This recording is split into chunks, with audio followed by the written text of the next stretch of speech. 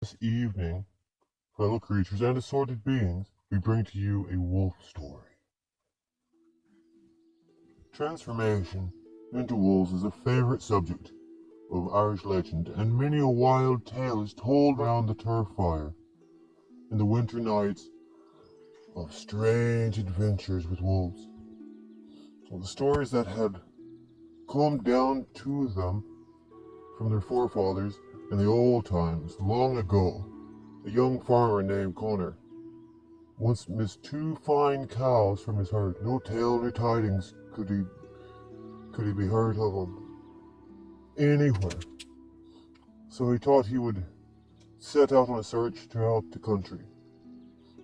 And he took a stout blackthorn stick with him, and he went his way. All day he traveled, miles and miles, but never a sign of his cattle. Not one, and the evening began to grow very dark. And he was wearied and hungry, and no place near to rest in, for he was in the midst of a bleak, desolate heath, and never a habitation at all in sight, except a long, low, rude shilling, like the den of a robber or a wild beast. But a gleam of light came from the chink between the boards, and Connor took heart, and he went up and knocked at the door. It was opened, fit once, by a tall, thin, grey-haired old man with keen, dark eyes. "Come in," he said. "You are welcome.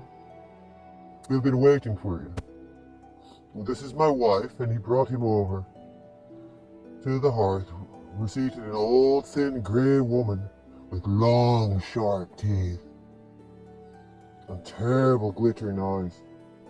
"You are welcome," she said. "We have been waiting for you. It's time for supper. Sit down and eat with us." Now Connor was a brave fellow, but he was a little dazed at first by the sight of this strange creature. However, he had a stout stick with him.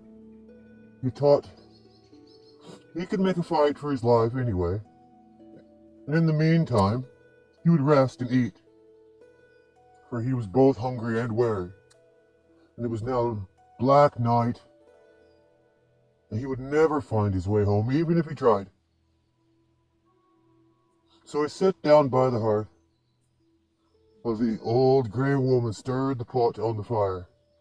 But Connor felt that she was watching him all the time, with her keen, sharp eyes. Then a knock came to the door, and the old man got up, and he opened it. When in walked a slender young black wolf, who immediately went straight across the room, and into the inner room, from which, in a few moments, he came forth again, a dark, slender, handsome youth, who took his place at the table. And he looked hard at Connor with his gleaming eyes. He said, "You're welcome. We have waited for you." Before Connor could answer, another knock was heard, and then came a second wolf, who passed on the inner room like the first. And soon after, another dark, handsome youth came, and he sat down at the table, down for supper. He glared at Connor with his keen eyes, and he said not a word. "These are our sons," said the old man. "Tell them what you want, and what brought you here amongst us. For we live alone, and don't care to have spies and strangers coming in our place." And then Connor told his story, how he had lost his two fine cows. He had searched all day and found no trace of them. He knew nothing of the place he was in, not anything of it, nor of the kindly gentleman who asked him in for supper.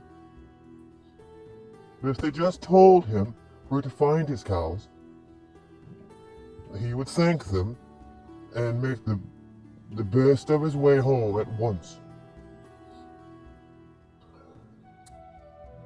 Then they all laughed and looked at each other. She looked more frightful than ever, with her long, sharp teeth. On this, Connor, he grew angry, for he was hot-tempered, and he grasped his blackthorn stick firmly, and he rose up, and he bade them open the door for him, for he would go his way, since they gave no heed and only mocked him. Then the eldest of those young men, they stood up. "Wait," he said. "We're fierce and evil, but we never forget the kindness.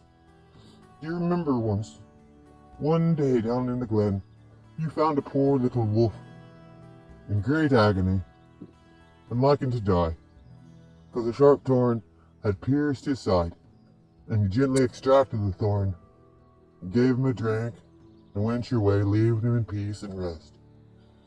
"Aye, well do I remember it," said Connor, "and how the poor little beast licked my hand in gratitude, no less." "I said, well," said the young man, "I am that wolf, and I shall help you if I can.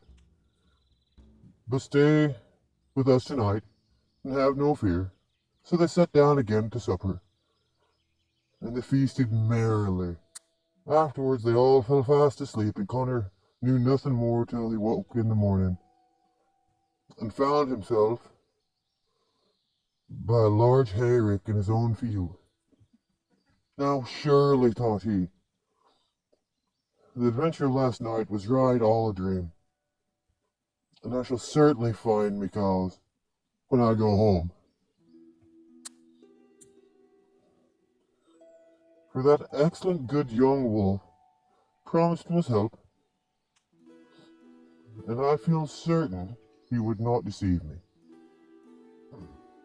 He arrived, and he looked over the yard, and he looked over the stable, and he looked over the field. Not a sign sight one of his cows. He grew very sad and dispirited. But just then he espied in the field close by. He said, "What could those be? Those are three of the most beautiful cows I've ever seen. They must have strayed in," he said, "from some neighbor's ground." And he took his big old stick and he drove out towards the gate. But when he reached the gate, there stood a young black wolf, just watching. When the cows tried to get past the gate, he'd bite at him and he'd chase him back. Right then Connor knew that his friend the wolf had kept his word. So he let the cows go quietly back to the field, and there they remained. And they grew to be the finest in the whole country. And their descendants to this day were flourishing. And Connor grew rich and he prospered. For a kind deed is never lost, but what brings good luck to the doer forevermore, as the old proverb says. Lessons are won by a good deed done. But never again Connor could ever find his friends, or that desolate heath, the lone shieling. Though he sought far and wide for it, he wanted to return his thanks.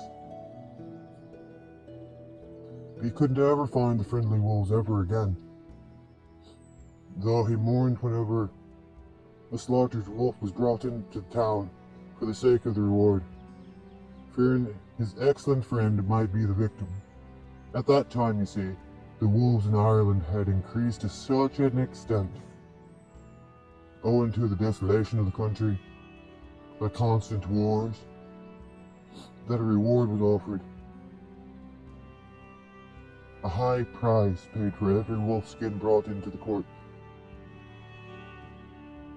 And this was the time of Queen Elizabeth, and the English troops made ceaseless war against the Irish Pig.